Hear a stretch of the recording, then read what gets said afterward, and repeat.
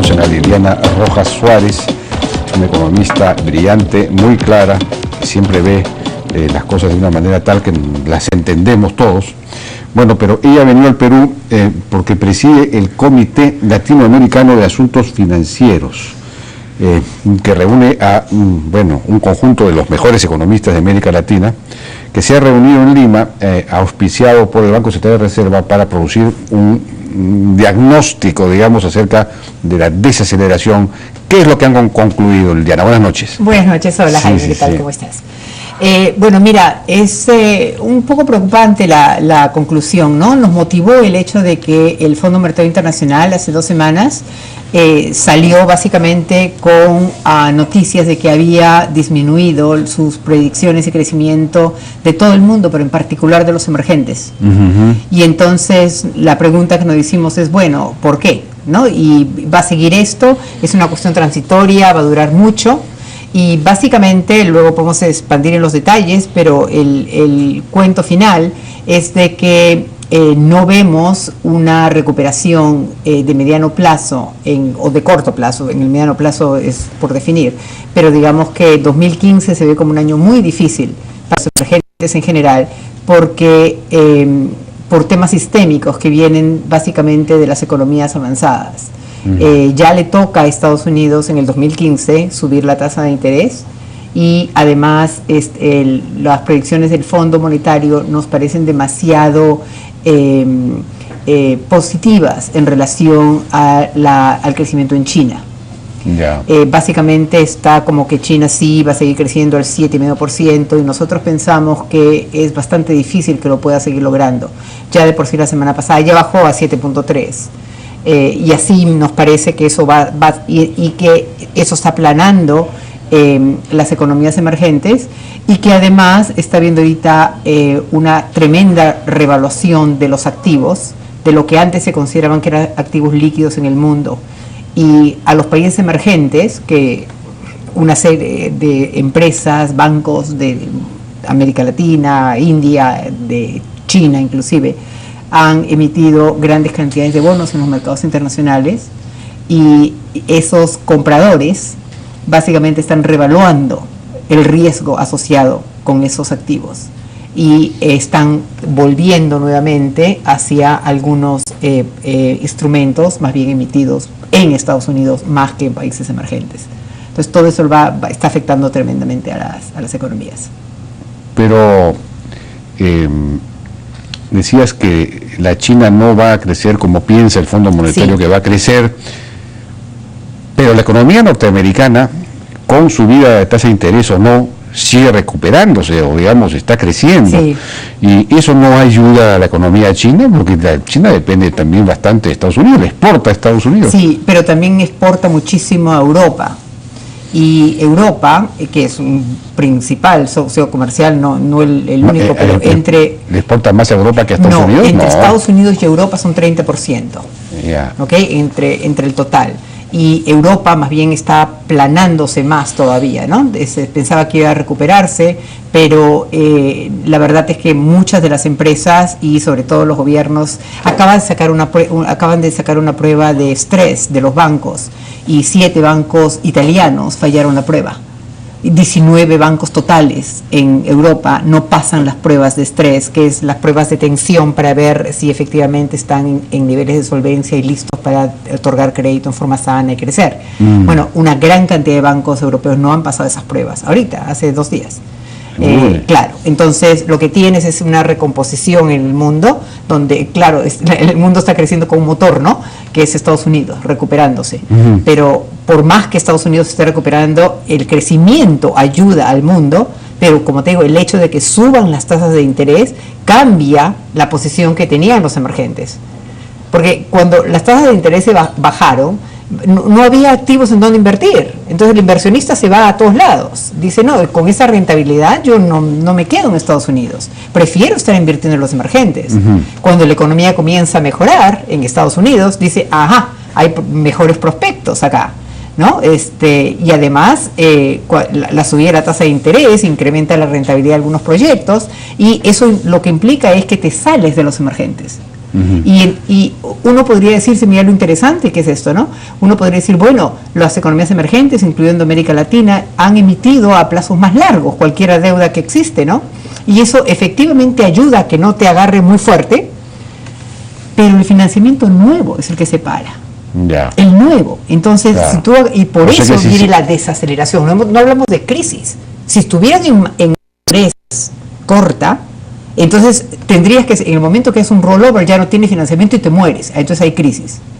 Pero si tienes tiempo, pero necesitas financiamiento nuevo, ese financiamiento no va a estar. O sea que si el Perú emite bonos el próximo año, no va a conseguir colocarlos. Sí consigue, claro consigue, pero a precios más altos. Con tasas de interés mayores. Claro, el punto es que el financiamiento es más alto, ¿no? Y claro, van a haber dos etapas también. La primera etapa es en el momento que suben las tasas de interés o que el mundo percibe que ya están por subirlas. Entonces ahí viene esta confusión tremenda de, ok, quiénes aguantan, quiénes no se aguantan, y lo que hay es más bien como que un pare, ¿no? Un ponerse en carta a ver quiénes son los fuertes y quiénes son los débiles. Una vez que pasa como que el humo se disipa, entonces comienzas a ver, ok, bueno, este país está más sólido, este está más débil, qué sé yo.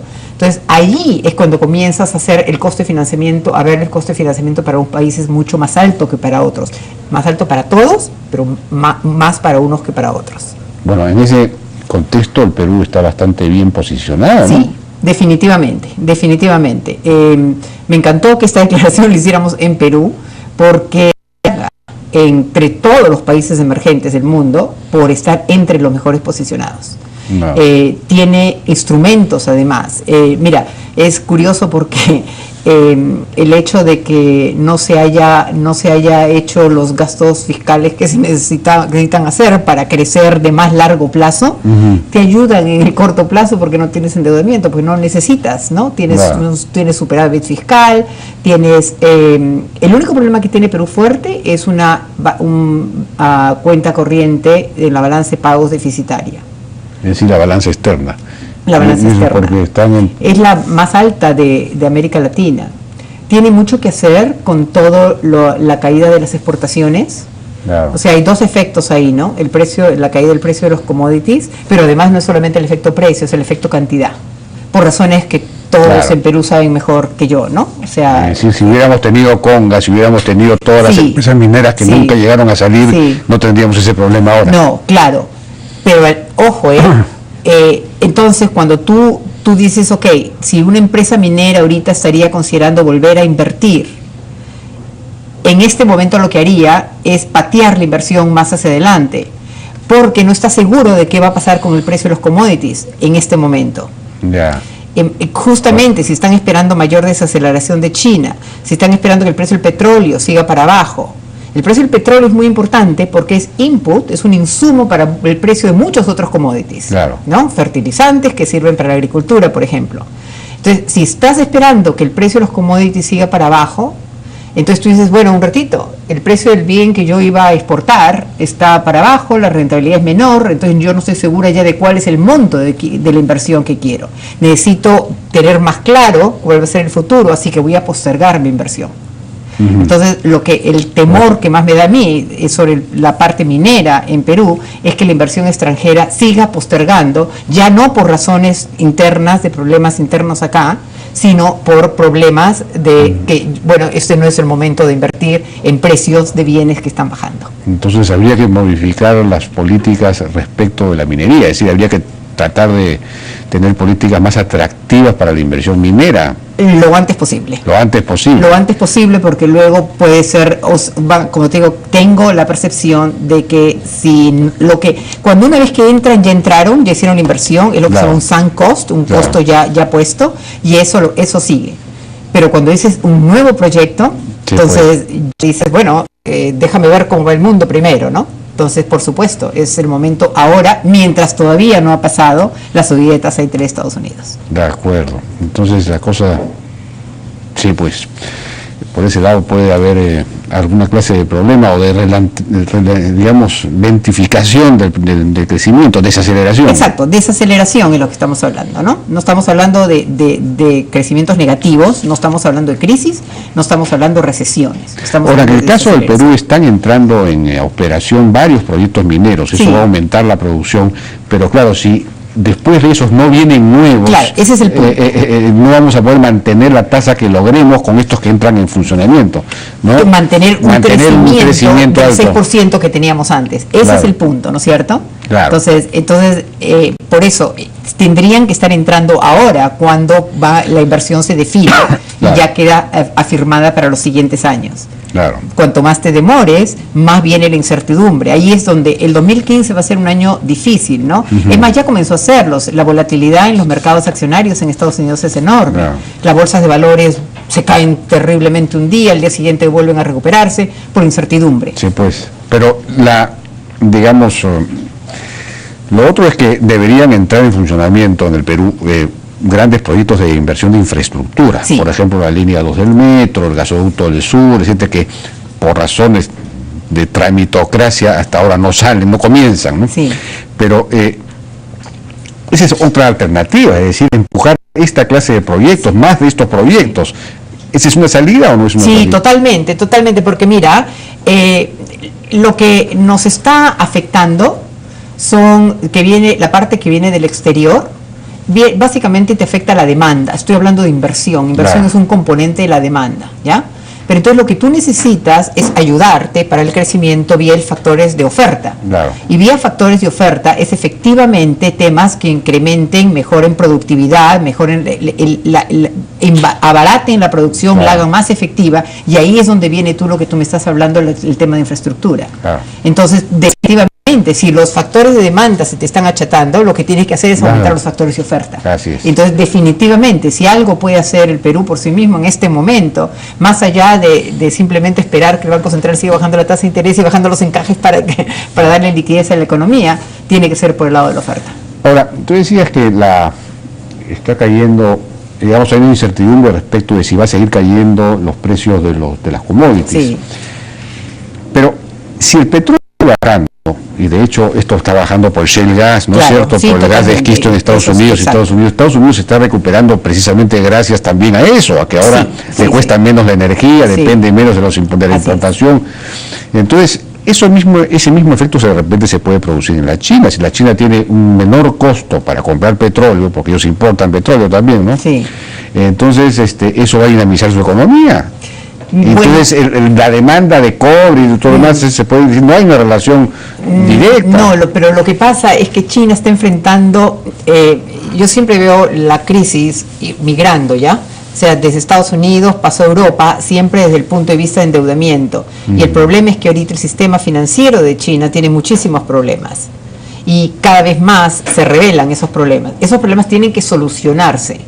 O sea, el problema de Europa... Que tienen burbujas. Claro, y ya el precio del mercado inmobiliario ya comenzó a caer, ¿no? Entonces, por supuesto, te ayuda el que tengas vientos a favor, pero la estructura de tu economía con todo tiene que arreglarse para permitir esas nuevas inversiones. La China hizo tremendas cantidades de inversión, incluyendo en infraestructura, pero a diestra y siniestra. O sea, muchas de las inversiones eran de muy baja productividad. Claro. Y entonces, pero con gran cantidad de endeudamiento. Claro. Y entonces lo que tiene en este momento... los bancos no pueden recuperar. No, es que bueno, tú sabes, no es una economía de mercado, tiene la ventaja de que cualquier problema de financiamiento que tenga lo puede patear mucho a futuro, porque no es una economía de mercado, porque puede ser controlado.